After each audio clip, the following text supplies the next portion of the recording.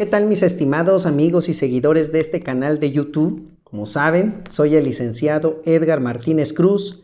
Y bueno, el día de hoy estoy aquí frente a ustedes para responder unas de las tantas preguntas que me han realizado en el ejercicio de mi profesión, y es el referente a qué acciones legales tomar en consideración al momento que sufrimos la invasión de un inmueble. Este tema es muy interesante porque nos va a dar lugar a tener que plantear dos áreas del derecho que muchas veces se utilizan cuando se presenta este tipo de problemas. Principalmente, la mayoría de mis colegas abogados prefieren irse por la vía penal y tratan de integrar lo que se conoce como el delito de despojo. Cuando alguien de manera arbitraria entra a un inmueble, o a veces pensando que la adquisición que hizo del mismo es de buena fe y entra a ese inmueble sin saber que a lo mejor el dueño es otra persona, bueno, ahí en realidad no estamos frente a un delito de despojo. Por eso en muchas ocasiones cuando se van por la vía penal las personas se frustran porque a veces el agente del Ministerio Público no logra integrar la carpeta de investigación sobre esta situación en particular. Por ello, cuando también ven esta situación que no prospera, en realidad acuden ya con el abogado civilista, y lo que ya puede recomendarles en segundo término es ya sea que se inicie una acción reivindicatoria o una acción plenaria de posesión. Esto es muy importante que sepamos diferenciarlo, porque la acción reivindicatoria, su principal característica es defender la propiedad. Y la acción plenaria de posesión, como su nombre lo indica, no es tanto defender la propiedad, sino el mejor derecho que la persona que acciona tiene para poseer ese inmueble que está reclamando. Para que lo podamos comprender un poco, la diferencia toral entre la acción reivindicatoria y la acción plenaria es el título en el cual se van a basar para acreditar su mejor derecho con respecto de ese inmueble. El propietario acredita principalmente con el testimonio de la escritura donde adquiere ese bien inmueble.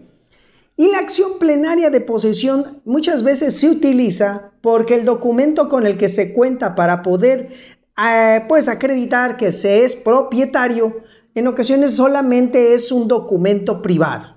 Esto es, celebran un contrato privado de compra-venta, a veces un contrato privado de permuta, un contrato privado de cesión de derechos en muchas de las ocasiones, que adquieren un determinado inmueble, pero no hacen el trámite de escrituración, o en muchas ocasiones también me ha tocado ver que los inmuebles como tales no cuentan en realidad con una escritura, no se encuentran inscritos en el registro público de la propiedad, pero existen. ¿Por qué existen? Pues porque están ahí, y tan es así que ya se generó un documento que no es necesariamente un título de propiedad, pero es un documento que da a entender que se es propietario de ese bien que se está pretendiendo reclamar.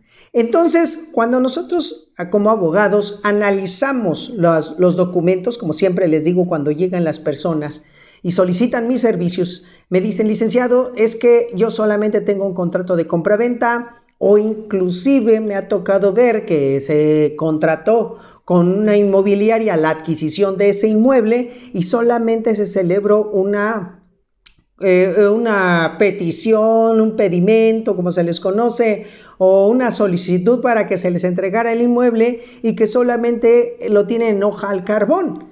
Ese documento, en cierta manera, sí puede llegar a surtir efectos dentro de un procedimiento de recuperación de un inmueble, pero por eso, como abogados, debemos de analizar correctamente cuáles son esos documentos que tiene el cliente con el fin de ver por cuál acción nos vamos.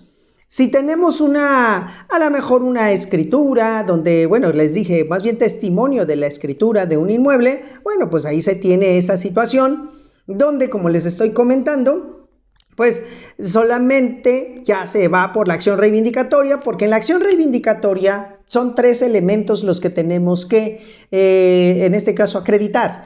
Los tres elementos serían acreditar la propiedad, que se hace con el testimonio de la escritura.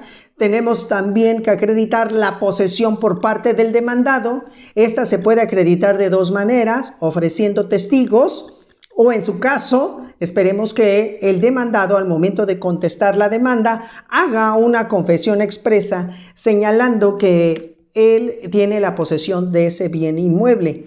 Y también tenemos que acreditar la identidad del inmueble. En muchas ocasiones la identidad se acredita con el testimonio de la escritura, donde se señala cuáles son medidas y colindancias del inmueble. Y pues cuando se trata de una fracción de un inmueble, también se puede ejercitar la acción reivindicatoria, pero durante el juicio se tiene que acreditar su identidad de esa fracción, y la prueba idónea para acreditar esa identidad es la prueba pericial en agrimensura o en topografía. Cualquiera de estas dos pruebas les va a ayudar bastante. Y así, con esos elementos y con esas pruebas que necesitamos, vamos a poder ejercitar la acción reivindicatoria. Pero como les estoy comentando, a veces nos encontramos con el problema de que las personas tienen contratos privados que solamente se fueron transmitiendo de generación en generación esos bienes, y que pues por eso no tienen un testimonio de alguna escritura o de una inscripción en el registro público de la propiedad. Entonces, cuando se tienen esos documentos privados, podemos irnos por la acción plenaria de posesión, donde ahí no vamos a buscar que se nos reconozca como propietarios o que se nos reconozca como titulares de ese inmueble, porque pues hace falta ese requisito previo que ya les comenté. Pero lo que sí puede llegar a determinar el juez es que el título con el cual yo me ostento al querer reclamar ese inmueble es superior al título que a lo mejor el propio demandado cuenta y que supuestamente por esa circunstancia está poseyendo el inmueble. Entonces, aquí en este caso, lo que se va a tener que acreditar es quién tiene el mejor derecho para poseer con respecto de ese inmueble. Y aquí hay que tener cuidado en la acción plenaria de posesión cuando estamos ante estos títulos privados, porque como siempre lo he dicho, los títulos privados ayudan para que en un dado caso se te reconozca como propietario o como adquirente de ese inmueble o como poseedor originario de ese inmueble, pero no significa que te resuelva el problema. Si a veces, teniendo el testimonio de la escritura, se tienen dificultades para poder reclamar y que se le reconozca a alguien como propietario, imagínense pues un contrato privado. En muchas ocasiones se tiene que perfeccionar más ese contrato privado que les estoy diciendo. Entonces hay que tener cuidado cuando lo exhibimos ante un juicio, porque en este caso, si el mismo contrato privado que estamos iniciando, supongamos que el demandado también alega tener el derecho de propiedad y que tiene otro contrato privado de compra-venta, aquí vamos a analizar dos situaciones en particular. Si ese contrato viene del mismo origen, ¿qué significa? ¿Que fue la misma persona que a lo mejor transmitió 2 veces el inmueble? Bueno, pues vamos a ver primero la calidad de los títulos. Si el título que tiene una de las personas que está reclamando la posesión está inscrito en el registro público de la propiedad, porque en algunas ocasiones se permitía que se inscribieran los contratos privados, o alguno de esos contratos es de fecha cierta. ¿Qué quiere decir esto de fecha cierta? Pues que ya fue presentado ante un fedatario público, que a lo mejor ya falleció uno de los otorgantes, o que en este caso pues ya se haya presentado ante el registro público de la propiedad. Eso le va a dar la calidad de fecha cierta, es decir, que es certero el documento. Eso significa el darle fecha cierta. Entonces, si uno de esos cumple el requisito de ser de fecha cierta, entonces ese título va a prevalecer sobre el otro título que detente la persona. Entonces, si el demandado, el que está en posesión del inmueble, sale con que tiene un contrato inscrito en el registro público o tiene un contrato ya pasado ante la fe de un notario nada más porque dio fe de esa circunstancia, o ese título ya falleció uno de los otorgantes, entonces va a prevalecer ese documento. Esto es muy importante que también lo sepamos. Ahora vamos a suponer que ninguno de los dos títulos se encuentra inscrito en alguna de las instituciones que he mencionado, no es de fecha cierta. Entonces se va a valorar la fecha de celebración del acto jurídico. Vamos a ver que ahora sí que aplicamos el principio de primero en tiempo, primero en derecho. Y ahí es donde tenemos que analizar entonces cuál es el que tiene la fecha anterior, para que de esa manera a ese documento es el que se le va a dar prevalencia. Pero vamos a suponer que los dos también son de la misma fecha. Entonces, son de la misma persona que vendió, son de la misma fecha. Entonces aquí lo que va a suceder es que quien detente la posesión es al que se le va a dar el mejor derecho con respecto del inmueble. Por eso les digo que a veces no es tan sencillo irnos a la acción plenaria de posesión, porque hay que tener cuidado la otra parte qué documento también tiene que en su caso le haga justificar el por qué detenta esa posesión del inmueble. Entonces se tiene que justificar el mejor derecho para poseer. De igual manera que la posesión la tenga el demandado, que se parece a eso, a un elemento más de la acción reivindicatoria. Y también se tiene que señalar, pues, en este caso, pues también igual la identidad del inmueble, que es el que debe de tener, y acreditar que efectivamente, pues, se tiene el mejor derecho para poseer. Entonces, hay que analizar adecuadamente cuando se presente esta situación, pues, cuál de las dos acciones vamos a entablar. Esto se va a determinar conforme lo he mencionado, que los documentos que tenga cada una de las partes, y vamos a analizar los títulos para saber en qué nos vamos a basar.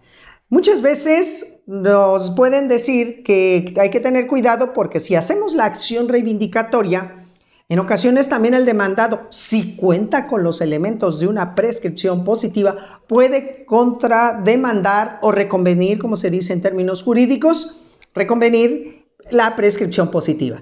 Pero hay una ventaja si se ejercita la acción plenaria de posesión, que en este caso no se permite la reconvención, porque la naturaleza del mismo juicio en la acción plenaria, ya les dije, se va a analizar el mejor derecho para poseer. Entonces no puede dar lugar a una prescripción positiva porque solamente nos vamos a basar en esa circunstancia. Pues espero que les haya servido esta información, que ustedes más o menos puedan diferenciar entre una y otra cosa. De todos modos, yo me pongo a sus completas órdenes para ayudarles en algún trámite sobre esta índole. Cualquier comentario, cualquier duda, háganmela llegar. Ya saben, suscríbanse a este canal de YouTube, denle un clic en la campanita y así de esa manera van a estar recibiendo las notificaciones en cuanto subamos los videos. De igual manera, les proporciono mi número telefónico en la ciudad de Oaxaca, que también aquí tenemos la oficina, es el 951-126-9802. Repito, 951-126-9802. O también pueden mandarme un mensaje de WhatsApp a la Ciudad de México, el número que tengo para la Ciudad de México, 55 38 96 28 56. Repito, 55 38 96 28 56. O pueden escribirme a lex.semper@hotmail.com. Y no olviden seguirme en este canal, así como en mis diversas redes sociales, Facebook, sobre todo, porque sabemos que todos los días lunes hacemos cápsulas en vivo para dar a conocer la cultura jurídica. Les agradezco mucho su atención y quedo a sus completas órdenes. Hasta luego.